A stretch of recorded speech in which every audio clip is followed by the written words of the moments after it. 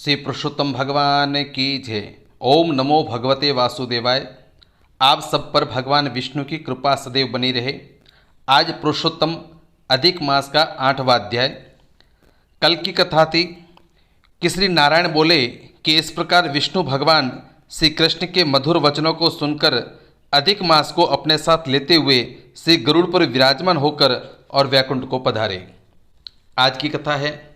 सूत जी बोले, हे तपोधन, विष्णु और श्री कृष्ण का संवाद सुनकर नारद जी ने पुनः प्रश्न किया कि हे प्रभु, लक्ष्मीपति के वैकुंठ गमन के पश्चात क्या हुआ, सो आप मुझे सुनाओ। इस प्रश्न से भगवान बद्रीनाथ प्रसन्न हो बोले कि श्री लक्ष्मीपति ने पुरुषोत्तम मास को अपने वैकुंठ में ही निवास दे दिया तो वह वहाँ का निवासी स्वर्ग का निवासी हो गया और मासों का अधिपति होकर और आनंद के साथ में विष्णु भगवान के साथ क्रीड़ा करने लगा। हे अनंत मुने, भक्त वत्सल भगवान युधिष्ठिर और द्रौपदी की ओर देखते हुए श्री कृष्ण अर्जुन से कहने लगे कि हे अर्जुन, मुझे विदित है कि आप लोगों ने वन में आकर कष्ट सहे हैं, बड़े दुख सहे हैं, इससे आपको पुरुषोत्तम मास का ध्यान नहीं रहा। श्री कृष्ण का प्रिय पुरुषोत्तम मास आदर नहीं पा सका। श्री व्यास जी से शिक्षा प्राप्त करने हेतु युद्धशील अर्जुन भी इस इंद्रलोक पर्वत पर तप करने चले गए। उनके विछोह से दुखी होकर आप लोगों ने भी अज्ञानता में ही इस पुरुषोत्तम मास का व्यतीत होना नहीं जाना और यह भाग्यवश ही हुआ है। अब मैं आपके दुखों के कारण इतिहास के साथ कहता हूँ कि आप ध्यान लगाकर सुनो। श्री भगवान श्री कृष्ण बोले कि यह द्रौपदी पूर्व जन्म में एक विद्वान ब्राह्मण की पुत्री थी। समय बीतने पर यह 10वें वर्ष में आई। 10 वर्ष की हुई तो इसके नेत्र बड़े सुंदर हो गए और रूप निखर गया। यह चतुर, गुणी और सुंदरी थी और पिता को अति प्यारी थी। पिता ने भी उसे पुत्र की भांति पाला पोषा और कभी उपेक्षा नहीं की। वह साहित्य, शास्त्र और नीति में निपुण हो गई। माता की मृत्यु पहले ही हो गई थी, इससे उसे पिता नहीं पाला। पड़ोसियों ने सखियों का सुख देखकर वह भी पुत्र आदि की कामना करने लगी।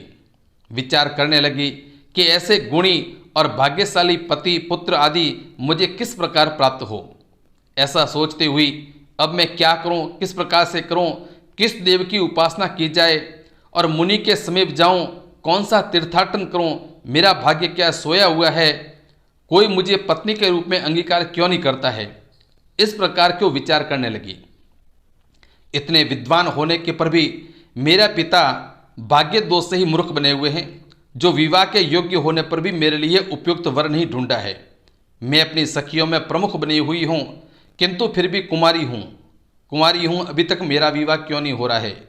मेरी सखियों को स्वामी के सुख का जैसा अनुभव है वैसा मुझे नहीं है, इससे मुझे अत्यंत क्लेश है। इस प्रकार इच्छाओं के समुद्र से चिंतातुर वह कन्या मोह और शौक के सागर में डूब गई और दूसरी ओर वह विद्वान ब्राह्मण कन्यादान हेतु उपयुक्त पात्र की खोज में करने लगा, किंतु उसके योग्य पात्र नहीं मिला और वह निराश हो गया। अपनी कन्या के दुर्भाग्य से उसके संकल्प का पिंजरा टूट गया और वह देववशात उसे तीव्र और दारुण बुखार यानी ज्वर ने उसे ग्रस्त कर लिया। उसने अपनी पुत्री को स्मरण किया, किंतु जब तक भयभीत पुत्री उस पिता तक पहुंचती उससे पहले उसके पिता के प्राण निकल गए। वह कन्यादान करने की प्रसन्नता भी अनुभव नहीं कर सका।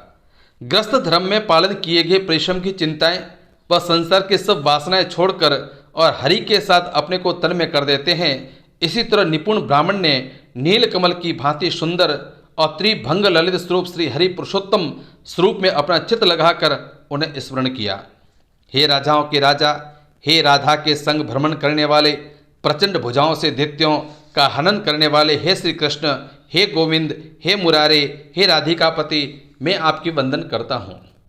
हे नाथ, हे हसीकेश, मैं आपकी वंदना करता हूँ, आप मेरी रक्षा करो। उस मुनि के ऐसे वचनों को सुनकर भगवान के लोक से उनके पार्षद आ पहुँचे और मृतक की आत्मा को लेकर और भगवान के चरणार विंदों में प्रस्तुत किया। अपने पिता को मृत पाकर वह कन्या हाहाकार करके रोने लगी, रुदन करने लगी। पिता के शरीर को गोद में रखे वह करुण विलाप करने लगी। हाय पिता, अपने पुत्री को सुख से रखने वाले हे कृपालु, मुझे आप किसके आश्रय में छोड़कर गए हो। मुझे पितृहीनी को अब कौन रक्षा करेगा। न मेरा कोई है न कोई कुटुंब है, न कोई कुटुंबीजन है, मेरी तपस्विन माता भी तो नहीं है। हाय, अब मेरी रक्षा कौन करेगा? मेरे भोजन वस्त्र की चिंता अब कौन करेगा? हे पुत्री को प्यार करने वाले पिता, तुम बिना विवाह किए ही मुझे कहाँ छोड़ गए हो? हे तपोनिधि, अब लौट कर आ जाओ। इस प्रकार अश्रु बहाती हुई वह ब्राह्मण बालिका बारंबार रोने लगी, रुदन करती रही। ऐसा करुण रुदन सुनकर उसने उस वन में निवास करने वाले अन्य ब्राह्मण सोचने लगे कि ऐसे करुण स्वर में कौन रोता है। तो पता लगा कि ब्राह्मण की पुत्री रोती है, उसका पिता मृत्यु को प्राप्त हो गया है। सो सब एकत्रित होकर और विलाप करते हुए उस ब्राह्मण रुदन करने लगे। अंत में उन्होंने उस बालिका की गोद से मृतक शरीर को उठाया और काष्ठादि से चिता बनाकर और शिवालय के निकट शमशान में उसकी अंत्येष्टि कर दी। और तदंतर दुखी ब्राह्मण बालिका को धीरज बंधाकर सब अपने अपने निवास स्थानों को लौट गए। बालिका के पिता ने अपने पिता के सभी आत्मदैहिक विधानों में यथाशक्ति व्यव्य किया और उसी वन में अपने पिता के विछोह से दुखी रहने लगी। श्री पुरुषोत्तम महात्म्य 8वां अध्याय संपूर्ण। आपको यह अध्याय कैसा लगा कमेंट करके बताएं व चैनल को सब्सक्राइब और लाइक करें। जय श्री कृष्ण।